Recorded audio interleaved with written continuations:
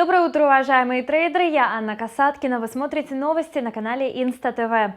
Вчерашний день покупатели американского доллара провели довольно активно. После продолжительного перерыва трейдеры вновь открывают сделки на покупку американской валюты. В ходе торгов график индекса доллара поднялся вверх к месячному максимуму отметки в 97,5 пунктов. Оптимизм инвесторов связан с тем, что представители ФРС, несмотря на слабые фундаментальные данные, продолжают оставаться верны намеченному плану.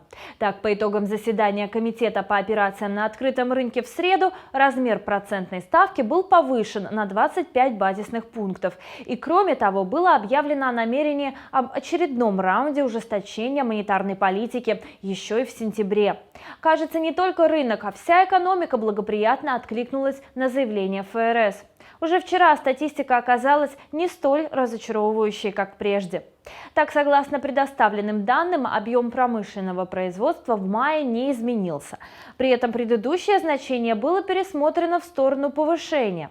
В апреле был зафиксирован бум производства на 1,1%. Таким образом, годовой прирост выработки промпредприятий составил 2,2%. Это самый резкий подъем с января 2015 года. Обнадежили рынок и данные по безработице. Число обращающихся за пособием снижается уже вторую неделю подряд.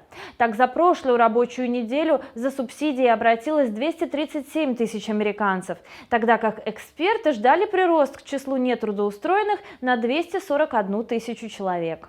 Но насколько продолжительным будет бычий настрой на рынке, об этом в наших следующих выпусках. Всего вам доброго и удачной торговли. До свидания.